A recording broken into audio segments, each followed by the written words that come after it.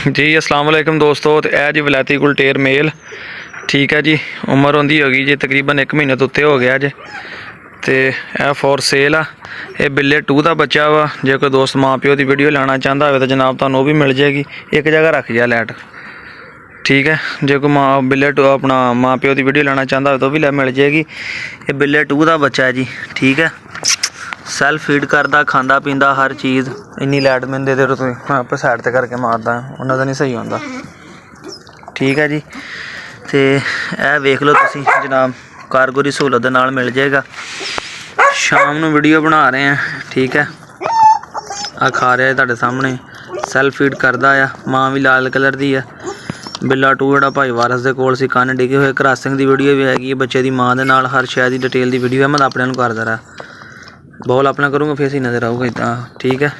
बच्चों दी बरीकियां तुहानू चेक करवा दिन्ने भाई वो तुसीं वेख लवो ठीक है। चमड़ी शमड़ी वेख लो बच्चे की टेल शेल बिल्कुल पतली है ठीक है। जोड़े कोई दोस्त वलैती गुलटरियां के शौकीन हो जनाब रबता करे। तो कन्न भी बच्चे ने खड़े करने शुरू कर लए ठीक है। वो भी मैं तुहानू वीडियो दिखाना 1 मिनट चेक करो। कन्न भी बच्चे ने खड़े करने शुरू कर लए। प्योर वलैती गुलटेर आ ठीक है। उम्र तकरीबन को 1.5 महीने 1.5 महीने का हो ही गया वा।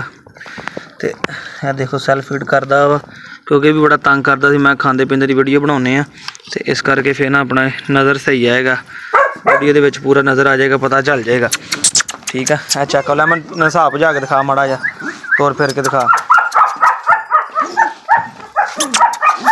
ठीक है जी। पूरा एक्टिव आ ठीक है। पूरा एक्टिव है माशाल्लाह। जोड़ा कोई दोस्त भी लेगा अच्छा शौक कराएगा अच्छा डॉग बनेगा जंप लांदा ही है। तो वलैती गुलटेर आ माँ प्यो की वीडियो हर शय साढ़े कोल मौजूद है। तो यह बुली फीमेल हैगी है भी फॉर सेल हैगी है ठीक है। यह दोनों बच्चे फॉर सेल है वलैती गुलटेर है तो वह अपना बुली फीमेल हैगी है दोवें फॉर सेल है जी।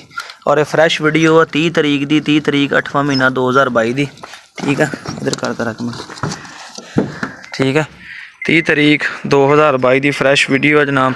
जोड़ा भी दोस्त भी लेना चाहता हो साढ़े नाल रबता कर ले कारगो की सहूलत के नाल जनाब मिल जाएगा। फिर इस तरह अपने वीर नूं इजाज़त दिओ। वलैती की चीज़ होंदा वा वलैती आ चीज़ होंदी जे। यह गुलटेर बैठी स्टाइल ठीक है। यह भी लाइट ब्राउन कलर की है मां नहीं बरल के यह चीज़ होंगी। कुछ दोस्तों को वलैती नहीं पता होंदा।